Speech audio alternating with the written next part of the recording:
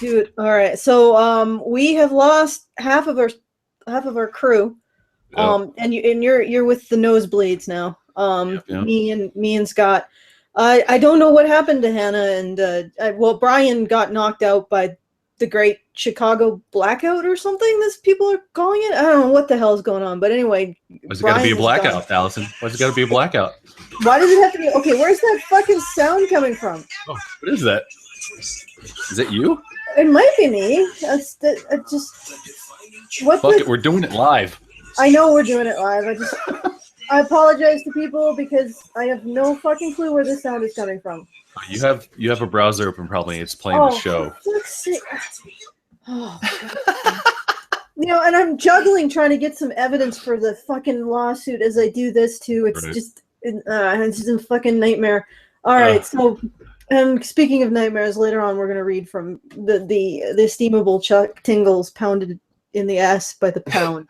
Pounded by the Pound. But until that point, welcome to whatever the fuck this is, Polecat Cast 69 for 2016, June 29th. All right, yeah, and it's Giggity, apparently. Giggity. Is the thing that we are calling it, and also something else, which I cannot remember. Let's see if I can find the fucking... Okay, Giggity, Pounded... Oh, obviously, Pounded by the Pound. Yes. All right, with that out of the way. Scott, are you ready to start talking about one of the items that we are supposed to be talking about now? All right, we're going to start off with the serious stuff, I guess. So we're going to talk about California University Seeks to Deconstruct Masculinity, by author Will Ryerson.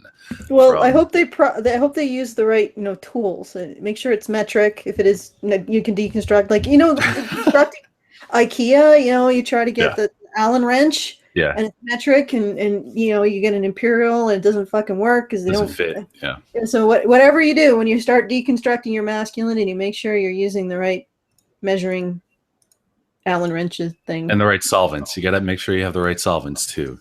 Yeah. Apparently, feminism would be that solvent. Yeah, you got to get rid of it. Okay. Sorry, you can continue. No problem. So this is from the source campusreform.org. And the summary is the University of Redlands in Redlands, California has decided to finally take steps to increase male student retention and combat sexual violence by offering a safe space for male identifying students to discover their authentic masculinity. An article by Will Ryerson at Campus Reform says. However, it appears this effort is little more than an exercise in male mockery.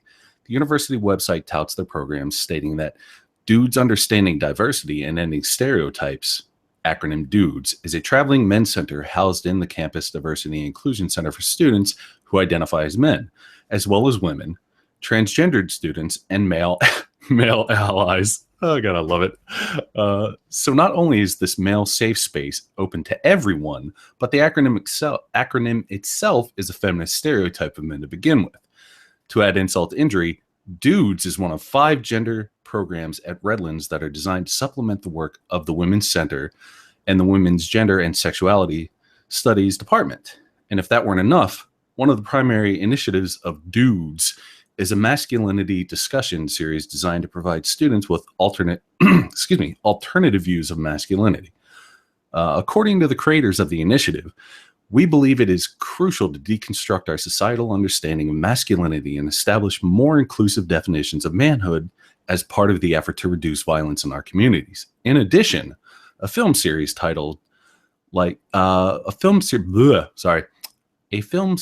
featuring titles like The Empathy Gap and The Bro Code will tackle how young men view women in society today.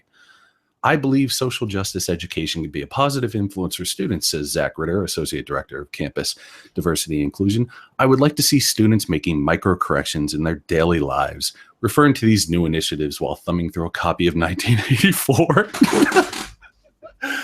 Oh, that's that. Yeah, our Oeg he's a bit of a wag. Yeah.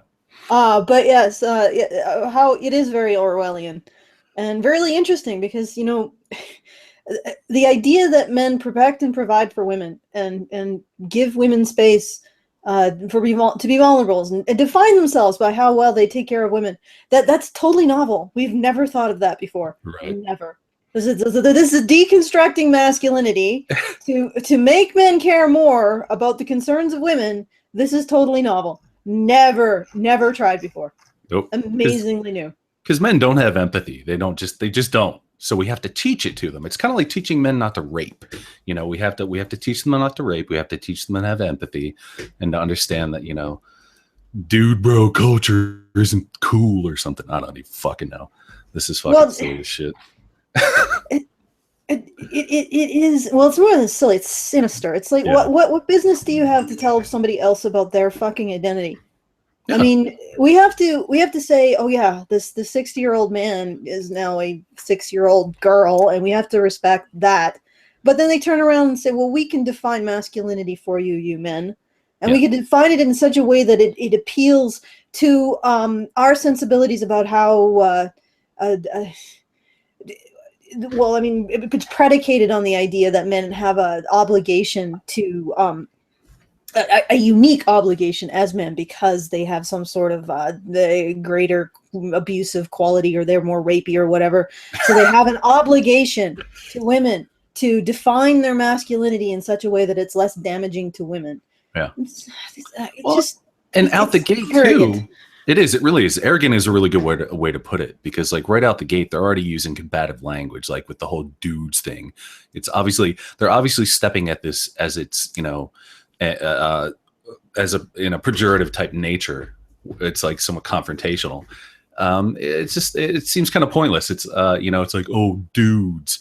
It's like not everybody falls into they're painting with broad strokes, and they're saying that, like, you know, at least from a cursory glance, it seems like they're saying that all men fall into this category. And I mean, obviously there are some fucking dudes out there, some dude bros or whatever, but to say that, you know, this is more this toxic masculinity bullshit. It's like painting with broad strokes, trying to say that it's like all men are rapists or whatever, you know, whatever the fucking thing is of the day where people are latching onto. It's just kind of, it just seems kind of pointlessly mocking and arrogant.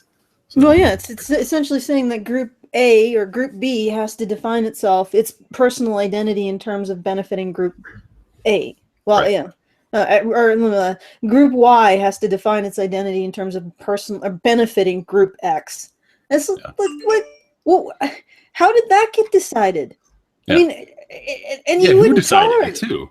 You wouldn't tolerate it with any other group of people. Do black people have to define themselves? Well, they once had to define themselves in terms of white people's benefit. Actually, you know what? This is that actually is a good point, though. This would happen, though. This is happening with like if you look at now, it's like it's the kind of in vogue thing that, you know, all Muslims have to denounce terrorism. It's the same. It's that same kind of othering thinking. It's like all men are rapists, and they have to, you know, this kind of sort of thing. It's somewhat equivalent in that regard, where it's like where everybody is culpable for the actions of a few people. You know, it's like obviously all Muslims are not terrorists blowing people up all the time and all this sort of thing, and all men are not rapists and all. You know, it's the same kind of dynamic. Is that making sense, or am I just totally? Yeah, I think it's in some cases, I think that, you know, Islam might have to take some responsibility for this whole, you know, encouraging the execution of infidels. But I take your meaning, like, you know, the guy running the Afghan kebab shop down the road isn't going to kill you. Yeah. But but in this case, it's even worse because there's no ideology associated with being male, and this is what they're trying to do. They're trying to say that there is an ideology associated with being male, and that ideology teaches men to be mean to women. Right. And it just is associated. It doesn't have a holy book. Like, I've never heard of the holy book of misogyny. You know, wait, Playboy? Isn't Playboy the holy book of misogyny? What is it? That's why they took all the nudity out. All right, well, but they're trying to make men into an ideology that men have ideological beliefs that are in direct opposition or responding to women in almost like enemy combatants. Oh, no, absolutely. Sick. Yeah, absolutely. No, they have to create this enemy for them to have a purpose to fix, because without the enemy or without the problem, what good are they?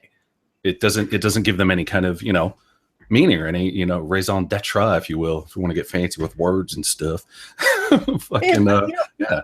I recently read a book where they were describing how black men during the era of Jim Crow. It was specifically. I wish I had all the names and stuff because I'm really terrible with names and dates and places and anything that requires that kind of memory. But anyway, Right. he was a boxer. He was a black boxer, and because of the atmosphere surrounding black men at the time, he couldn't show his emotions. He had to be completely stoic.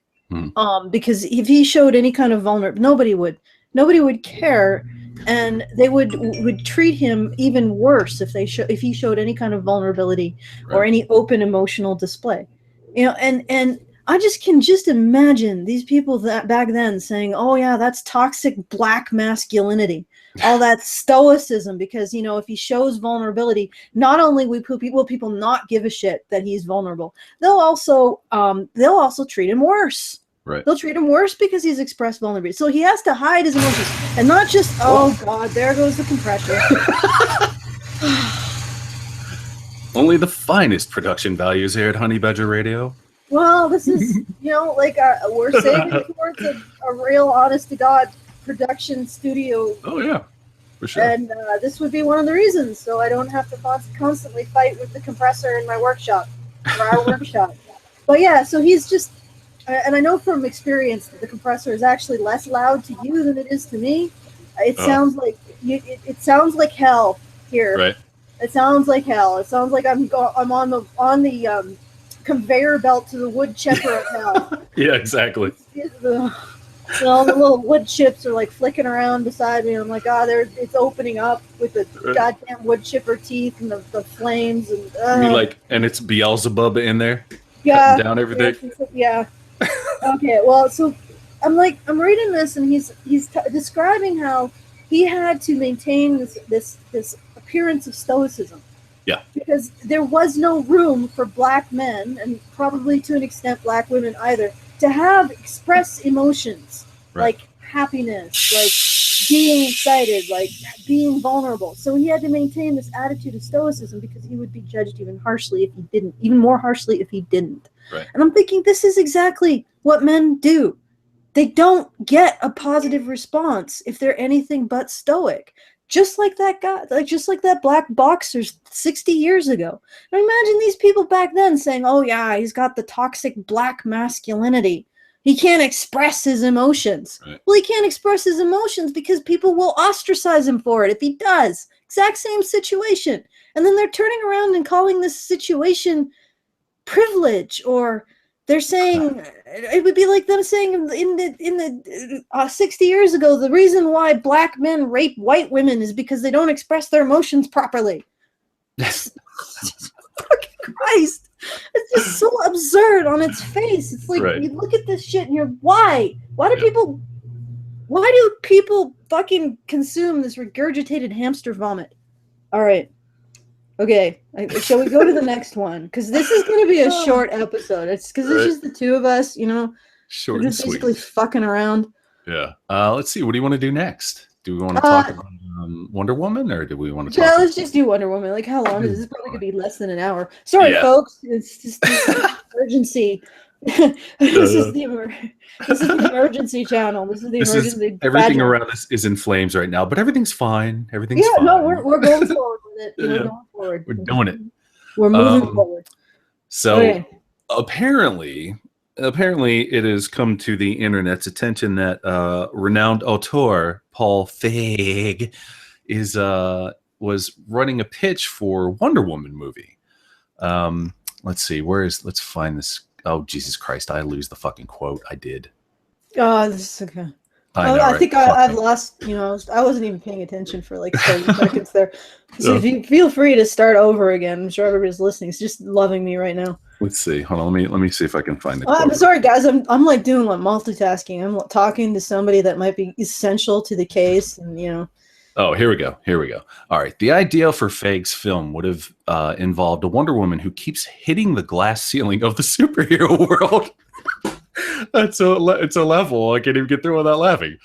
Conceived as a lighter action comedy, this Princess Diana of Themyscira has to contend with male heroes like Batman and Superman, who are perhaps not as forward-thinking regarding their female counterpart as they should be. I think the words jerk might have come up. Feig compared this Wonder Woman to the suffragettes Cecily Hamilton, who wrote the 1908 feminist play Diana of Dobson. So apparently there is a glass ceiling in the superhero world, and Wonder Woman is continually banging her head on it, trying to get through and just making no headway because Batman and Superman are such misogynist pigs. So, any thoughts, Allison? Yeah.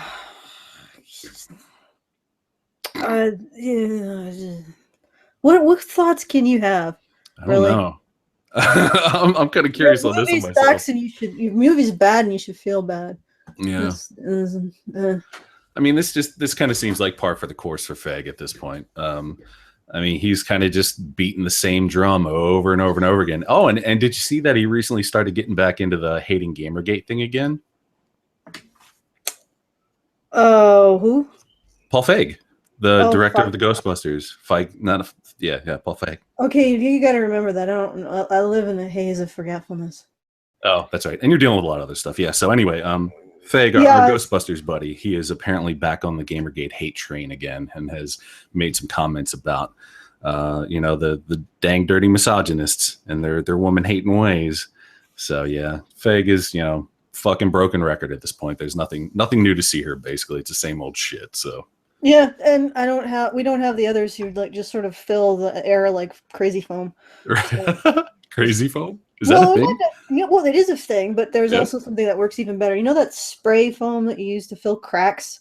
Oh, yeah. House insulation stuff. Yeah. It's just like all the other ones are just like they just spray out this spray foam and it just fills the time. Whereas, nice. I think that I'm more skating on thin ice. Hannah, if you're listening, you're spray foam. You're dead to us. Yes, you're all fucking spray foam. Where are you? Why are you not spray foaming this? Mike, you're spray foam. You're dead to us. Well, everyone. No, Mike really isn't spray foam. He's more like a, I don't know, like something sharp and sticky. All right. Okay, so let's redo the reading. Like fucking, let's do it. Reading. Hounded by. Oh yes, our. Okay, all right. Oh. Okay. No, let's do the reading. Let's okay, we're doing it? Yeah, I think so. Okay, let's see. A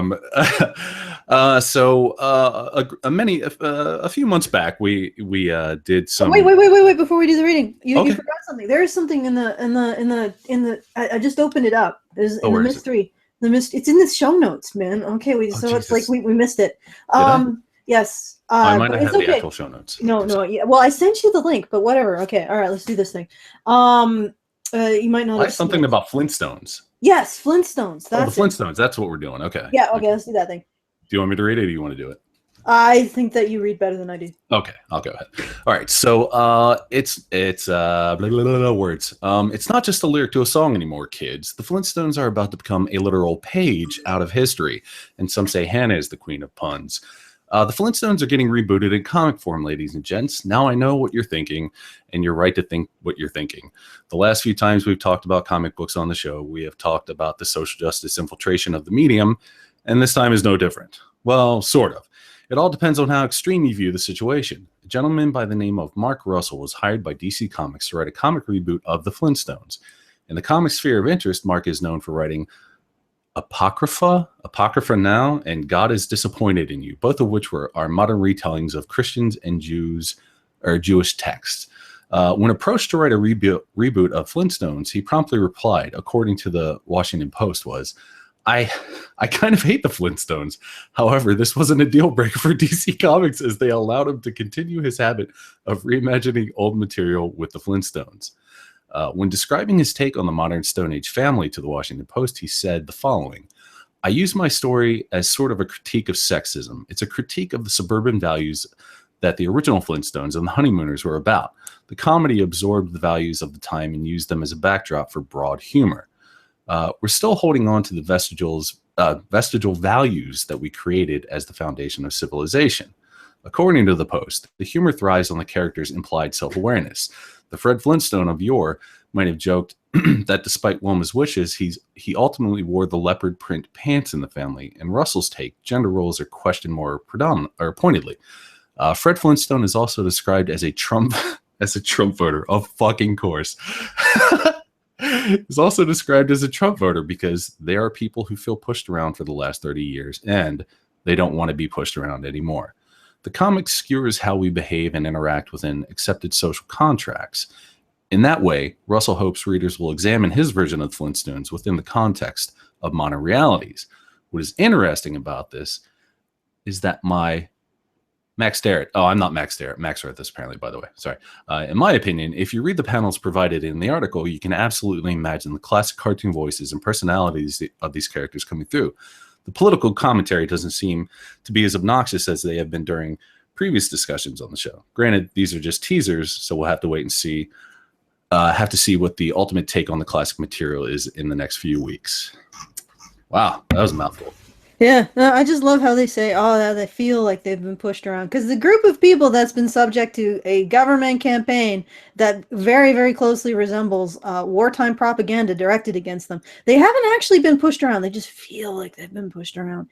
Yeah. I'm talking about men, by the way. If you look at government propaganda directed at men, it actually eerily resembles, like Soviet era propaganda against whatever, and it basically looks like war propaganda. Essentially, the government has been paying to produce war propaganda directed at men as a group.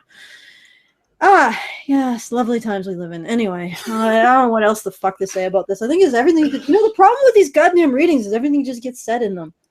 Yeah, pretty much. I don't know how the fuck the crazy foam people can just fill the air with their foam.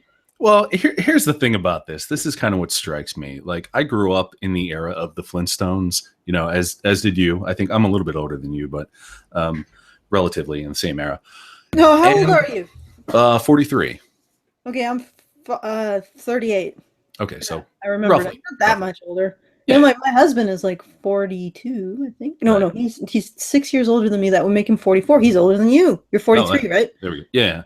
Okay, there you go. So all right, I don't know what we established there, but we established something. We're breaking ground here. We're breaking ground for sure. But when you go back and you look at these cartoons, these are kids shows. They aren't high art. They aren't very high-minded. They're very basic, silly, frivolous kid shows. Like Fred forgot to bring his sandwich to work, or a dinosaur got out of some place and they have to catch the dinosaur, or Dino is sick, or Pebbles needs a pacifier, and Bam Bam lost his club. It's just, we're talking about very frivolous, very light engagement kind of situations. It's just dumb comedy. It's lowbrow. It's, it's caveman, so it's lowbrow, but anyway, but when they try and do stuff like this, it kind of feels, I guess the word I'm looking for is it feels kind of gross, honestly. It feels a little bit on the borderline of, kind of disgusting that they're trying to take these very innocent things like the Flintstones, or they're taking Wonder Woman, or fucking whatever it is, whatever the particular property is, and they're trying to inject these kind of, they're trying to inject Trump into it. They're trying to inject their politics. They're trying to inject, higher meaning into these things where frankly, it just doesn't belong. I wouldn't want to turn on Scooby-Doo and see, the mystery of the social justice boogeyman or something like that. Fuck that. Get that shit out of here. We're talking about kids shows. We're talking about silly, frivolous, innocent entertainment. And it just gets kind of gross that they're just trying to corrupt everything. It's like Captain America giving him a boyfriend and insisting that he's gay and all this kind of stuff. They're trying to eject things into these spheres that don't particularly belong there and aren't suited for them. So when I see stuff like this, it's fine if you want to write your fan fiction about Donald Trump loving Fred Flintstone, or, fucking whatever, but just keep this stuff out of keep it out of the mainstream releases of these properties, because it doesn't belong there, plain and simple. I just think it's kind of gross. I think it's misplaced.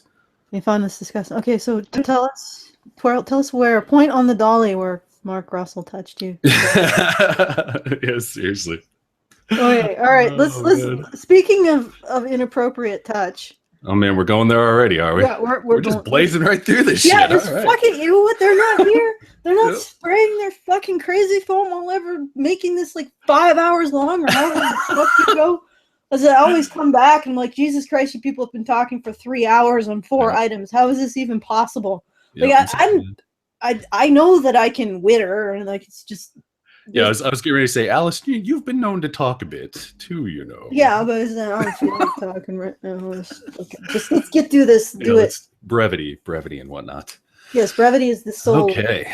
Yeah, of not pissing me off. Yeah. So it's been a handful of months since we've done this, but we didn't actually read anything other than the list of 50 or so titles of this particular author's books, and it was an enlightening experience into the mind of Chuck Tingle, who apparently has a new quote unquote book available that is called "Pounded by the Pound." And okay, do we need to give a little bit of a preface to who the hell Chuck Tingle is? maybe give some of his seminal works. Sure, seminal. Great choice of words.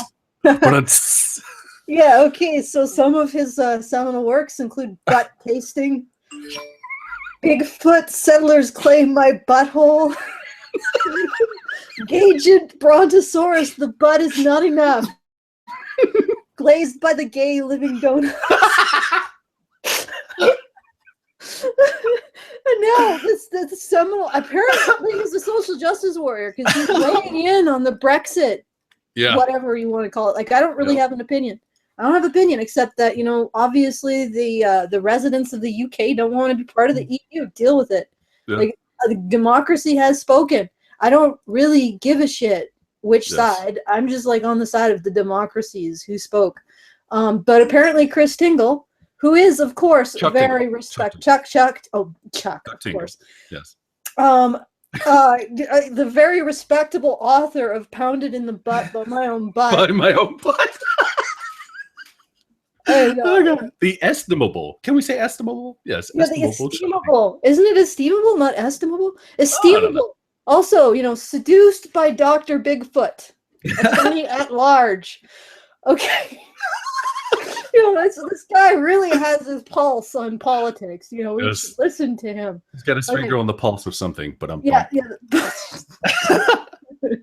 Zing. Okay, all right. Oh man! So in a Honey Badger exclusive, we're gonna read you an excerpt of Chuck. Oh wait! Oh, we're not there yet.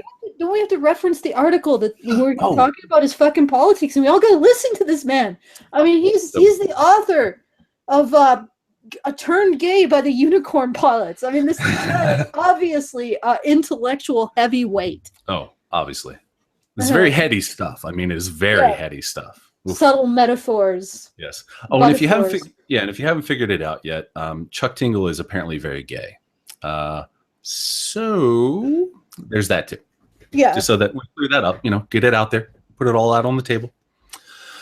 Oh, let's see. Do we want to read the article first and then get into the reading, the dramatic reading? Can we summarize the article, or let's see. Do you need to read the whole freaking thing? Yeah, we can skip it. I guess we can just get into the reading. It's something about Brexit, and I don't know anything about it. So let me take a look at this shit. Let me take a look. I don't even have the article with me. Oh, here we go. Hold on. Okay, just slide it into the sidebar there. There you go. Okay, now we just have to wait for my internet voles to pick it up and deliver it to me. Yes. Oh, or did you put it through Skype? No, it's in the sidebar. Okay, well then definitely my internet voles are taking their fucking time. Pick up your little vole feet. Yeah, I'll do it again. I'll keep sending it. You just keep sending it. Just hit that button over and over again. Oh, there we go. It's fucking not found. Great. That's fucking what? Okay, all right. All right. Okay, it looks like we're getting some traction here. There we go. Okay, Pounded by the Pound. Brexit inspires its first erotic novel. And only I would imagine. Book is latest of 50 sexually explicit stories by Chuck Tingle and offers what he says a pretty realistic, haunting vision of the UK after the Brexit vote. In the book, a floating pound with an incredible set of chiseled metallic abs and a thick golden rod takes 25-year-old Alex Liverbot 1 month in the future, offering a haunting vision of the UK a few weeks after the Brexit vote. In London, the Houses of Parliament are ablaze. The River Thames is bubbling like the lava of a molten volcano. And strange creatures dressed as the Queen's Guard, but with leathery reptilian wings and extended knife-like teeth patrol the sky. Quadruple decker passenger buses introduced in a cost-saving measure.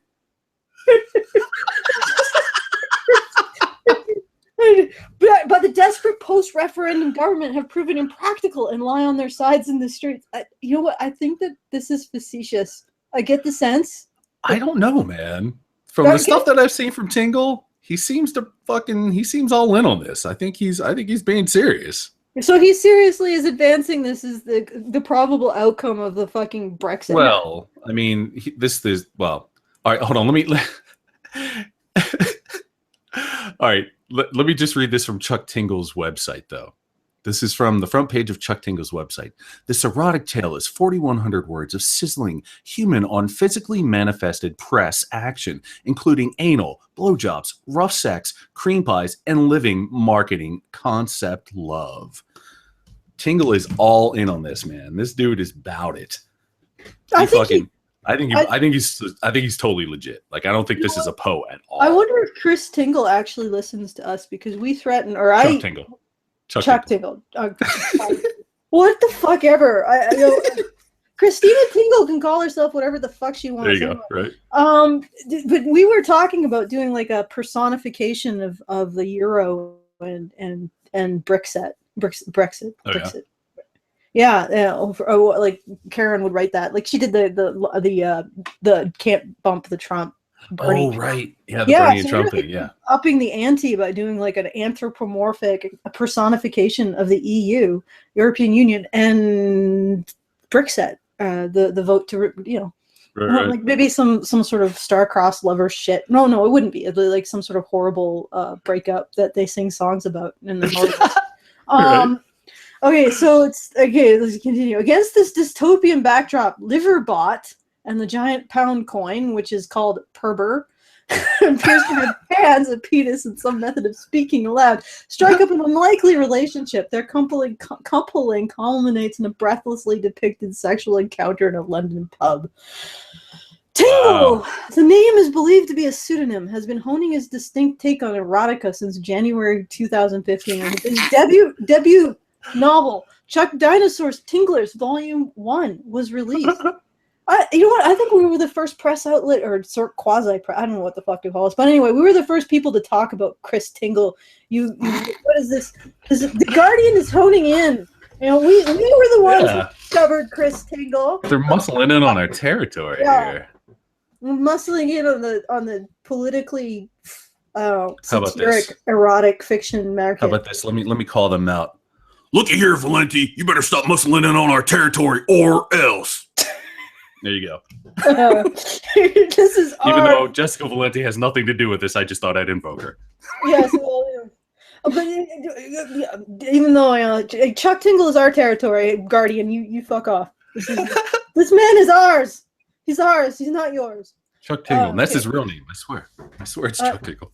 Well, I got it right that time, so it can't possibly be his real name. A prolific writer. This is okay. Well, I mean, he is prolific. He writes a fucking lot of bad stuff, but he is prolific. I mean, Tingle's prolific work doesn't mean good. As a parody of dinosaur erotica, a real subgenre of literature which explores hypothetical sexual encounters between animals from the Triassic, Jurassic, and Cretaceous periods and human beings. In recent months, Tingle has expanded his. Oh! Wait, you skipped it. You skipped a paragraph. Yes, No. Oh, you got to read that one though, because it's got a. Right, that's the key one. Yeah, that's got a tasty little bit in it. Uh-oh. My incompetence nearly left us adrift. Oh my! A prolific writer, Tingle averages almost 3 books a month. He rose to fame over the last year after his work was nominated for a Hugo Prize, a prestigious science fiction award, following an online campaign by the Rabid Puppies movement. The group campaigns against the perceived left-wing bias by Hugo Award judges by voting en masse for male authors. Did they? I didn't do that. And criticizing female writers. Tingle disowned the Rabid Puppies this year and invited Zoe Quinn, a video game developer who has been the target of online harassment by Gamergate and the Rabid Puppies, to attend the Hugo Award ceremony in his stead. Wow, that's a bunch of bull. Like they hid all of this lovely tongue-in-cheek bullshit, and then they hid this nugget of shit. Yep. My beautiful thing. Yeah, The dissonance is real. They just created this like sugary coating for this nugget of shit. Oh god. And they went to town decorating it with like little icing and sugar stuff. And, It sounds like something Chuck Tingle would do to the Brexit report. This is going to be the next Chuck Tingle work. In the ass by my own sugar-coated shit. Yeah, there you go. Yep. Pounded in the ass by my own piece of shit. A Chuck Tingle original series. A 5-minute romance. In a truck west. In a truck bathroom stop. Okay, all right, Wow. all right. What? Oh no, I was reading ahead a little bit. Okay, in the recent months, Chuck Tingle has expanded. I can't pronounce that word, so I'm gonna just expanded his approach. How do you say that word? Over? Wait, recent months? Over. Something. Let's ask the internet. We should probably tell the French to make their words more pronounceable. The works of a painter, composer, author regarded collectively. Okay, but that doesn't tell us how to pronounce it. Okay, fuck it. However, in exploring such themes as unicorns and Hunter Dentist pounded in the butt by Cecil the Handsome Unicorn, and inanimate objects pounded in the butt by my handsome ghost boats. In an email interview, Tingle said pounded by the pound took 7 or 8 hours to write, but conceded that many more hours have been spent on research. The author, who in his correspondence displayed an eccentric interpretation of grammar and punctuation, warned that his stark vision for Britain's future, including the distortion of the Queen's Guard and ill-conceived adaptations to London's public transit, could yet come to pass. Well, the events of Pounded by the Pound are only a month later, so I'd say it is pretty realistic. It makes sense that they would have to call in the reptile guards, and that also the duffel-decker buses would need quadruple. Yeah, I'm saying. Yeah, in a month they're going to make a whole fleet of quadruple decker buses. So I guess the payload for all of this, I mean, because this is all pure humor, right? And the payload is that stupid paragraph in the middle. Well, I mean, you know what? I can't actually say about the rabid puppies because they might just be campaigning against a left-wing bias by Hubert. But I know that the sad puppies are not doing that. And I'm pretty sure it was the sad puppies who probably got Tingle appointed. And then he's talking to freaking Zoe Quinn. Yeah. Oh. Yeah, it's like, could this day get any worse? Tingle, it's like right to the heart, you stupid fucker.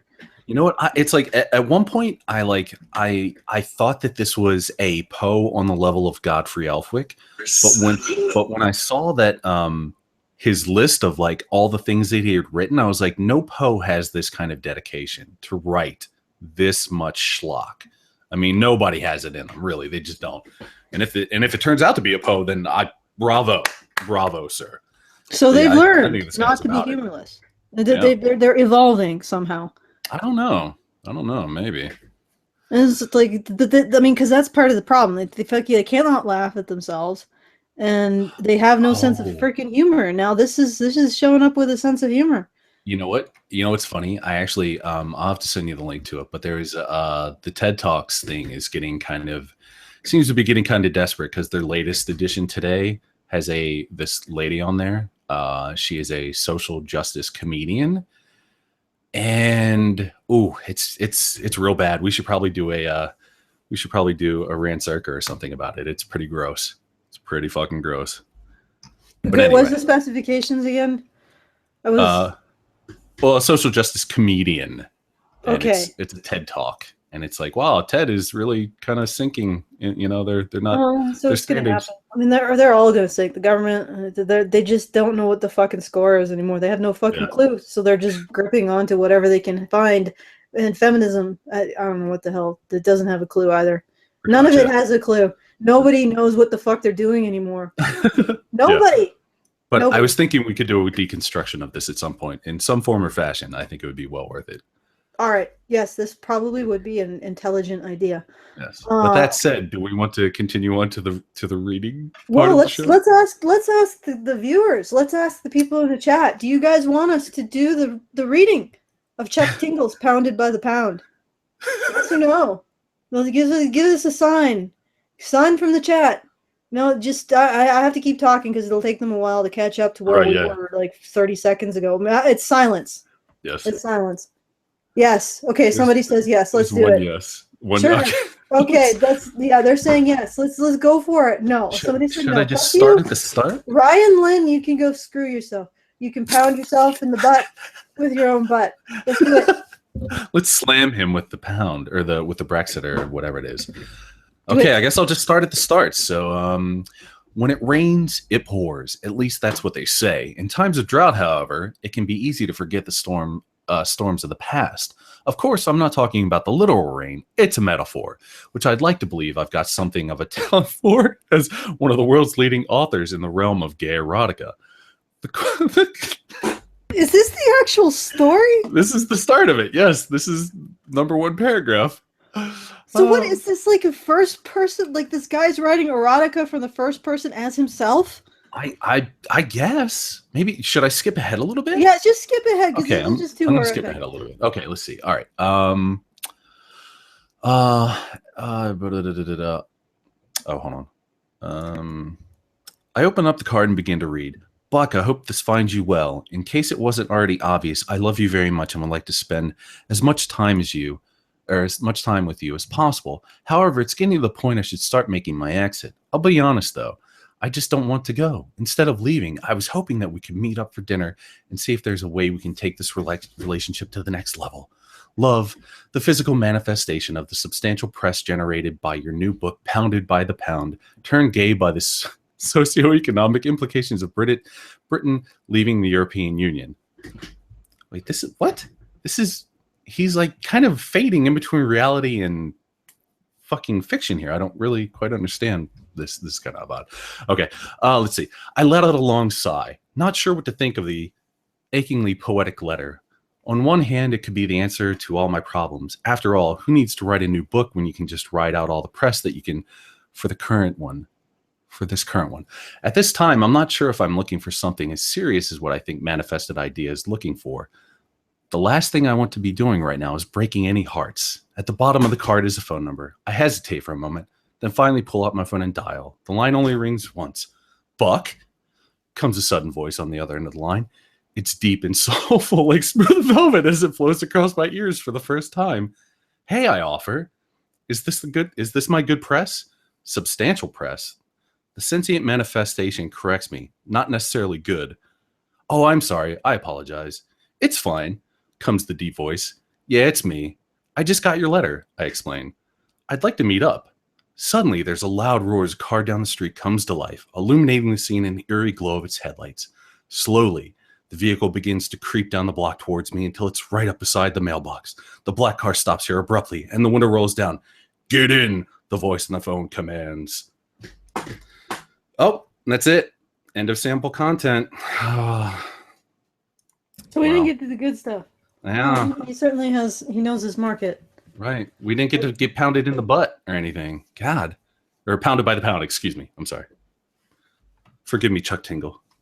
So yeah, that is a sample, a free sample of the masterworks of Chuck Tingle's Pounded by the Pound.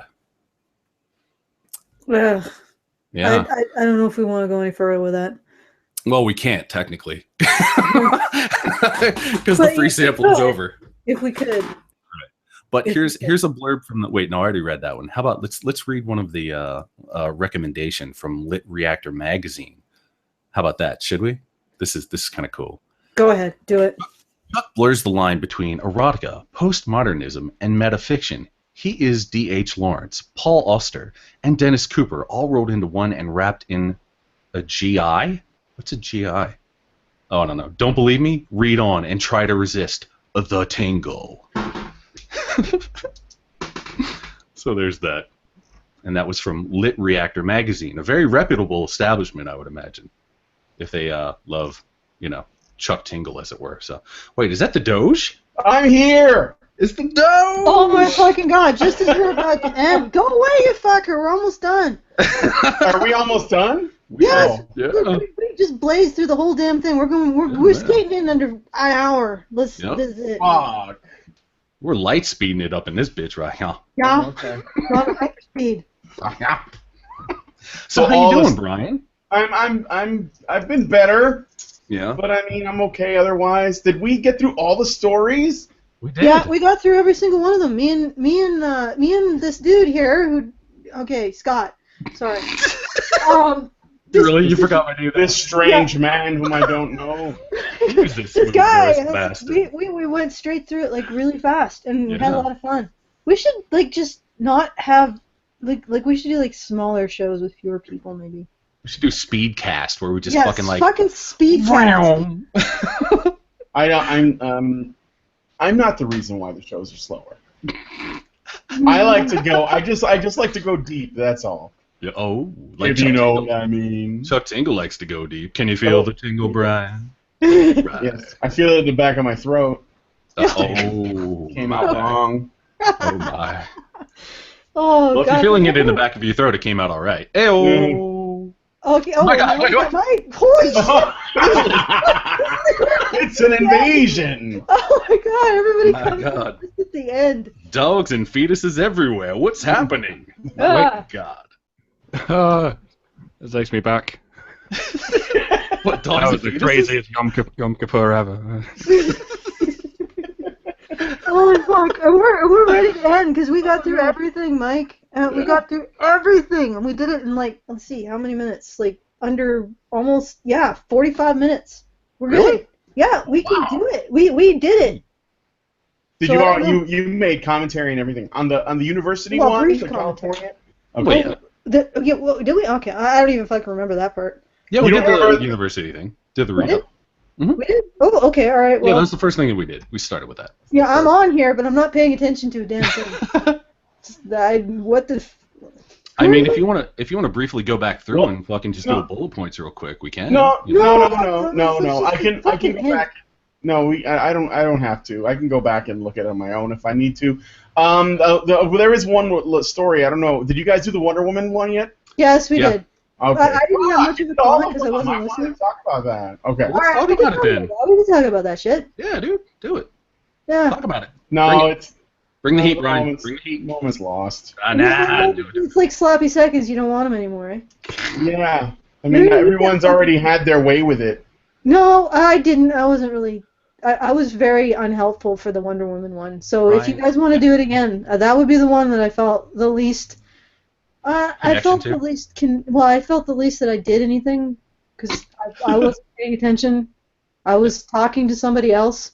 Yeah. I was like, Brian, I would like to hear your views on the Wonder Woman situation. yeah, let's do that. We'll just do that one and then we'll end. I love all that right. good ending. Oh, This. what about this? Wonder Woman, Paul Feig, thank God he didn't write it. That's all I'm saying. Taking, like, one of the most powerful characters in the DC universe and making her a victim is retarded to the extreme. And I'm really glad he didn't. I mean, like, I know that Warner Brothers has made some shit decisions.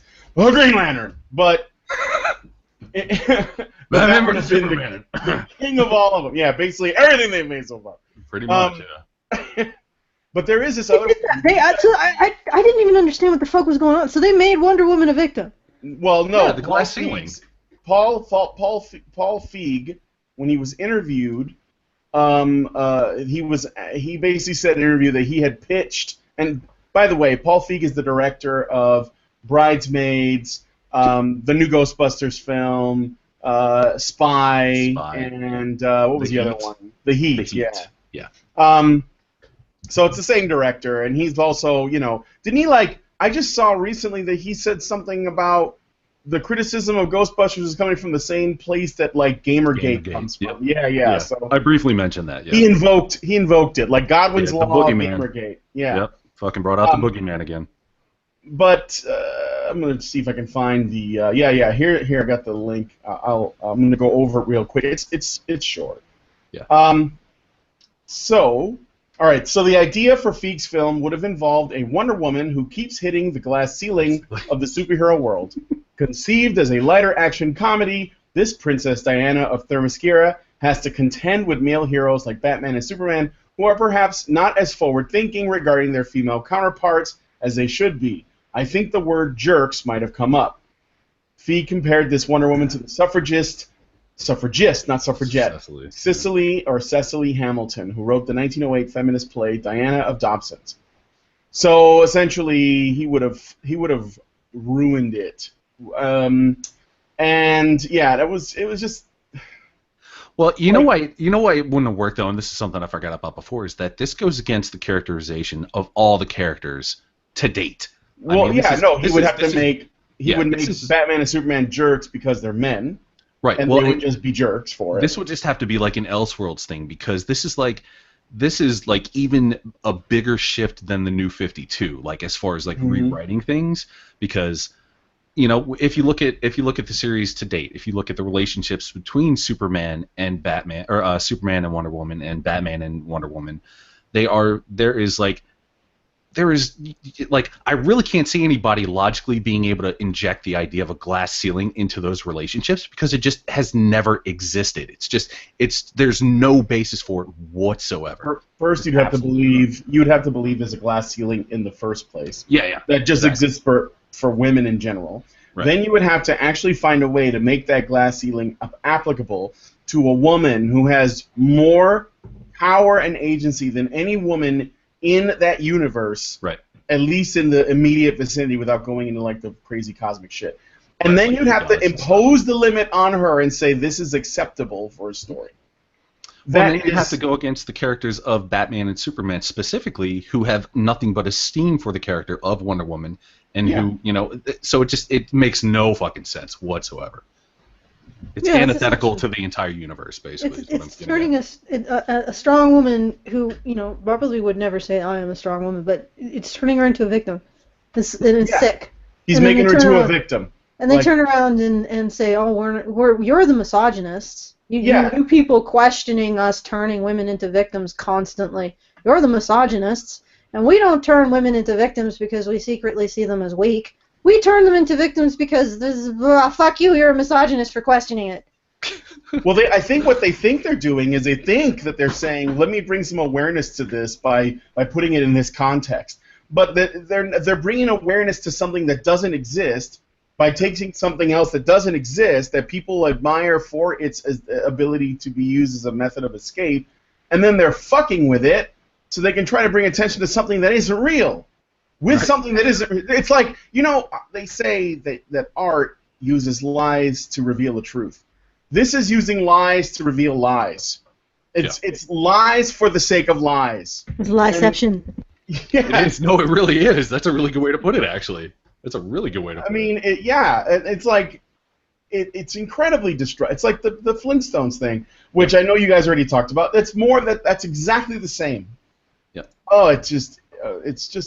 Yeah, somebody in the chat said they already ruined Mockingbird. Yes, we already went through that thing.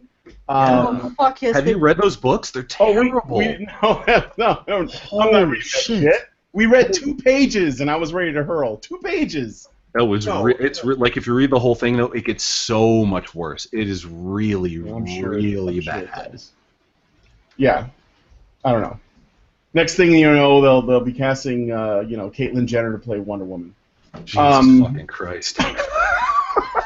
Acting skills be damned. We have to draw attention to some stuff.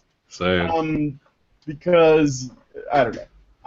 That's basically the main thing. And then there was one other thing that Scott sent me. That was. Give me Max. No, Scott. Scott sent me a thing. You sent it through me. It was a study that says female gamers are just as good as gamer bros. Yeah. Sorry, dudes. Women are actually just as good as you guys are. Like, I'm not gonna read. I could read the article. I don't really care. Yeah, who cares? Yeah, it's like wow. Thank you for telling me that. I feel like I've just had some person randomly run up to me in the street and say, "You know that thing? You're wrong." I'm like, what? That's basically what the write-up is. Like, you're wrong for believing that girls can't game. Oh well, I didn't that way. Well, they basically go through this whole thing, which probably has like bullshit studies in it. I don't know. I didn't even look at it because I doubt it's true. But it may be like it's one of those things where they take some truth and then they distort it and expand it and they basically make their data match their ideology, right? Yeah, so maybe there are girls who are good at some games, and then they say this is proof that girls are better than boys at all games because we found a way to twist the stats. And it's just, I mean, that it's almost irrelevant whether or not it's true. Yeah. But we should save this for next week, actually. We could, This is Yeah, something well, we talked about. yeah, Brian won't be on. You guys will have Anna. I won't be okay. around. Yeah, I'll be in. I'll be up in that other place. Other UK. place? Yeah, we're gonna Oh, be. that's right. You guys are going over there. I totally forgot about that. Yeah, I'm going Yeah, we're home. gonna be traveling. Oh, yeah. I'm How gonna have exciting. them in my back seat. How exciting. But Yeah, yeah, no, this gonna is be fun. this article it's pretty gross. I could, Though. you know Fun to what, talk this could about. be the bonus article I'll do with the patrons after the show. Oh yeah. And then Yeah. I'll let Not bad. everyone who's listening know we're going to go through it to tempt them to become patrons themselves. Oh. Because then you guys will have something that you can do. You can talk to us personally about the article that we're going to go through, and we'll examine it, and that'll be the bonus. But I will put a link in the low bar to the article so you guys can look at it yourself. But essentially, it says we should stop telling girls that they're terrible at games because it's bad for them. It shatters their psyche, shatters it. All right, so I sense an ending point here, and that's exactly what I want. I see an opening, and I'm diving for it like a Hold wet on. cat. Do we need to do a little shilling, perhaps? Oh, fuck yeah. Okay, sure. You know what Brian alluded to? We have after shows with our patrons where Brian will be discussing bonus topics. So it's like a little bit more of the show for people who pay for the show, which seems appropriate. So if you want to have a little bit more show after the show, go to www.patreon.com/honeybadgerradio and pledge the correct level for that perk. And you will also be joining us. And Senpai will notice you. That sounds sleazy, but yeah, well, okay.